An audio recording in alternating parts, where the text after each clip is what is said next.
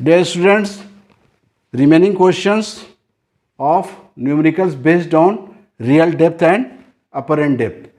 तो यहाँ पर ये पार्ट बी रहेगा हमारा, ये पार्ट बी में यहाँ पे टोटल 2 सम्स हैं, तो दोनों को हम लोग सॉल्व करते हैं. चलिए क्वेश्चन नंबर 6 क्या कहता है?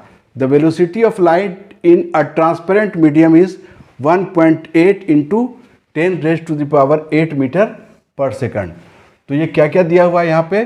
क्वेश्चन नंबर 7 क्या है इसमें दिया हुआ? गिवन. निकाल लेते हैं क्या क्या है. तो चलिए गिवन में है velocity of light in A transparent medium, तो v इज इक्वल्स टू दिया हुआ 1.8 इंटू 10⁸ मीटर पर सेकंड. ठीक है.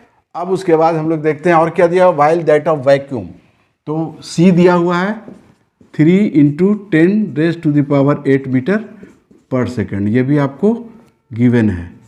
चलिए bottom of the vessel containing liquid appears to be raised if the depth of the liquid is 0.25 metre. तो कितना bottom जो है ऊपर रेज होगा, उठा हुआ रहेगा. ठीक है. तो यहाँ पे आपको एक्चुअल डेप्थ दिया हुआ है. If the depth of the liquid is, यानी actual depth as is equal to 0.25 metre. इसका मतलब हो गया ये 25 सेंटीमीटर. चलिए तो हम लोग सबसे पहले यहाँ ये और अपरेंट डेप्थ भी निकाल लेना है. H dash is equal to what. तो चलिए सिंस सी ये mu is equal to C upon क्या होता है v. ठीक है. c का वैल्यू कितना है? 3 into 10⁸ metre per second, 1.8 into 10⁸ metre per second. तो ये कट जाएगा बच्चों, कैंसिल. ये और ये बचा कितना? 3 अपॉन 1.8, इसका मतलब हो गया 30 अपॉन 18, और ये 6 से कटेगा. 6 3 ज़ा 18 और 6 5 ज़ा 30, तो ये आपको आ गया 5/3. तो इस तरह से म्यू निकल गया. म्यू का वैल्यू आ गया यहाँ पे 5/3. चलिए अब क्या है? Find by how much the bottom of the vessel containing the liquid appears to be raised. तो अब एच डैश निकाल लेते हैं. अपरेंट डेप्थ, तो अपरेंट डेप्थ का फॉर्मूला क्या है? Now apparent depth H dash is equals to H upon mu. H कितना दिया हुआ है? एच है 25 सेंटीमीटर. ठीक है. तो ये हो गया आपका 25 सेंटीमीटर, और म्यू निकाल चुके हम लोग यहाँ कितना? 5/3. 5/3, तो ये हो गया आपको 25/1 इंटू 3/5. 5 से 25 कट जाएगा. ठीक है. तो ये कितना हो गया? 5 5 ज़ा. चलिए ठीक है बच्चों, तो ये कैंसिल हो गया. यहाँ बच गया आपको 15, तो ये 15 सेंटीमीटर हो गया. अब क्वेश्चन कहता है find by how much the bottom of the vessel containing the liquid appears to be raised. कितना ऊपर उठा हुआ होगा. तो उसके लिए the distance through which the bottom क्या है? Bottom of the vessel appears to be raised is equals to कितना हो जाएगा?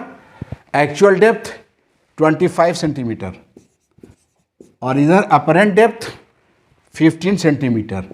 दोनों को माइनस कर दिए तो कितना उठा हुआ ये पता चल जाएगा. तो ये मतलब ये एक्चुअल डेप्थ से कितने हाइट पे है बॉटम दिखाई दे रहा है. तो ये आपको आ गया 10 सेंटीमीटर, और 10 उसके मीटर में दिया हुआ है, मीटर में है, तो इसको मीटर में कन्वर्ट कर दीजिए. तो ये हो गया 0.1 मीटर. तो इस तरह से ये आपका ये आंसर हुआ. चलिए बच्चों, क्लियर? कहीं कोई दिक्कत नहीं। अब चलिए, ये क्वेश्चन नंबर 6 सॉल्व हो गया। अब क्वेश्चन नंबर 7 को हम लोग सॉल्व करते हैं। ठीक है, क्वेश्चन नंबर 7 क्या कहता है?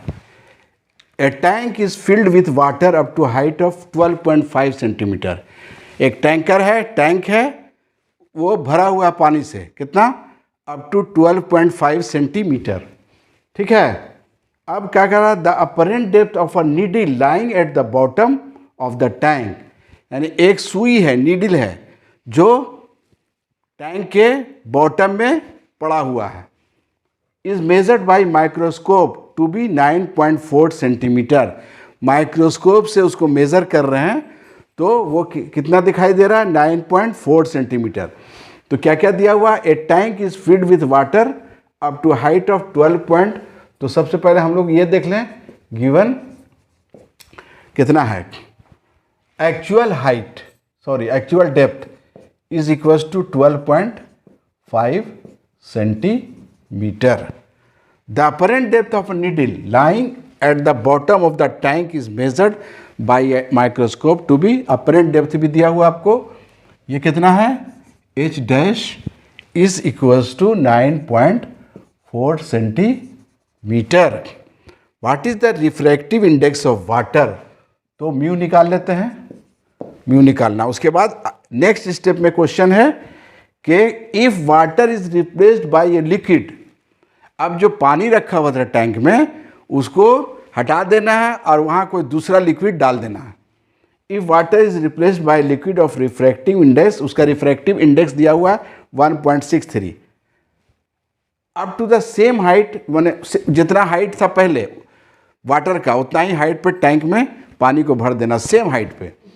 By what distance would the microscope have to be move to focus on the needle again. अब ये टैंकर में पानी की जगह पे कोई दूसरा लिक्विड भरा चुका है, अब उसमें माइक्रोस्कोप को मूव किया, चूँकि उसका रिफ्रैक्टिव इंडेक्स जो है वाटर का, पहले वाटर था, अब कोई लिक्विड आ गया तो नेचुरली उसका जो रिफ्रैक्टिव इंडेक्स है बच्चों वो क्या हो जाएगा? चेंज हो जाएगा। तो अब माइक्रोस्कोप को मूव करना पड़ेगा नीडल को देखने के लिए। क्लियर? तो अब उस केस में क्या होगा जब वाटर रिप्लेस हो जाएगा? तो चलिए सबसे पहले यहाँ हम लोग निकाल लेते हैं, since mu is equals to H upon H dash, और ये हो गया 12.5 अपॉन 9.4, तो ये कितना हो जाएगा बच्चों? 125 अपॉन 125 अपॉन 94। अब इसको डिवाइड कर लीजिए, 94125 कितना बढ़ जाएगा? 1 टाइम 94, 5 में से 4 घटाइए 1, 12 में से 9 गया, कितना बचेगा? 3, पॉइंट दिया 0। अब कितना बढ़ जाएगा देख लीजिए, 2, 9, 3 टाइम्स जाना चाहिए, 4 3 सा 12, और 9 3 सा 27, और प्लस 1 28, कितना हो गया? 10 माइनस 2, 10 माइनस 2 8, यहाँ कितना बच गया? 0, 10 माइनस 8 2, 28, एक और 0 दे देते हैं, कितना बढ़ जाएगा? तो 1.33 लगभग ये आ रहा है। देयरफॉर म्यू यानी रिफ्रैक्टिव इंडेक्स ऑफ वाटर हमारा आ गया 1.3, और इतना होता भी है। ठीक है। अब क्या कर रहा है नेक्स्ट स्टेप? ये तो होगी आपको कि what is the refractive index of water, ये हमने निकाल लिया। If water is replaced bye a liquid of refractive index 1.63, यानी अब दिया हुआ है अगेन गिवन, क्या दिया हुआ है? Again given refractive index of liquid, ये कितना है? 1.63, ये 1.63 है। ठीक है। By what distance would the microscope have to be moved to focus on the needle again.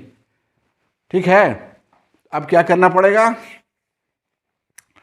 अब हाइट तो सेम है, अब ये रिफ्रैक्टिव इंडेक्स चेंज हो गया, तो अब इसमें फिर निकाल लीजिए, since mu L is equals to, height तो सेम वही है, हाइट वही है, यानी H upon H dash, H dash आपको निकालना पड़ेगा, और एच डैश, अब अपरेंट डेप्थ क्या हो जाएगा, चूंकि वाटर रिप्लेस हो गया किस चीज़ से, लिक्विड से, तो अब इसका अपरेंट डेप्थ क्या होगा वो हम लोग फाइंड आउट कर लेते हैं। तो H dash is equal to H upon mu L. ठीक है, ये तो क्या था, म्यू वाटर था। तो अब चूंकि सेम हाइट तक लिक्विड भी फिल किया गया है टैंक में, इसलिए एच तो वही हो जाएगा 12.5 upon mu L. Mu L यहाँ कितना है 1.63।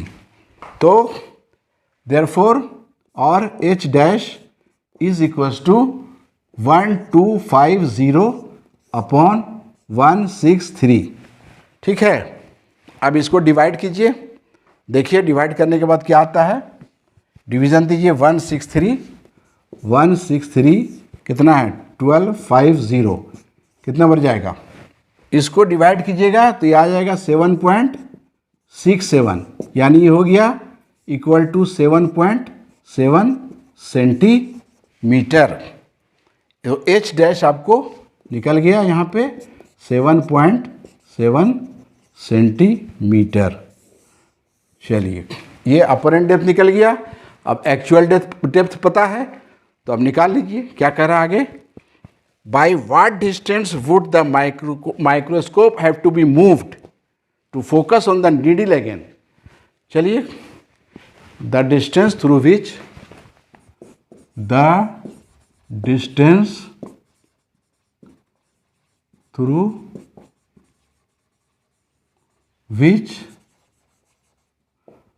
the microscope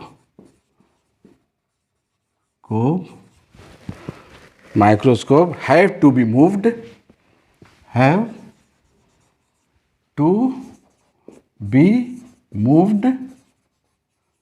is equals to यहाँ पे 9.4 सेंटीमीटर और -7.7 centimetre, and this equals to कितना बचा, 14 में 7 गया, 14 माइनस 7 और यहाँ बच गया कितना 8 माइनस 7 1.7। ठीक है, 1.7 सेंटीमीटर ये आपका आंसर हुआ। तो ये आपका बच्चों इस तरह से ये सॉल्व हुआ क्वेश्चन नंबर 7। तो अपरेंट डेप्थ और रियल डेप्थ पे मैंने आप लोगों को टोटल 7 न्यूमेरिकल्स कराया। अब बच्चों इसके बाद हम लोग इंटर कर जाते हैं रिफ्रैक्शन थ्रू लेंस में। ठीक है, नेक्स्ट क्लास जो होगा अब लेंस के बारे में हम लोग पढ़ेंगे, रिफ्रैक्शन थ्रू लेंस। ठीक है, उसका रे डायग्राम वगैरह जो भी है वो सब देखेंगे, उसके कैरेक्टरिस्टिक्स देखेंगे।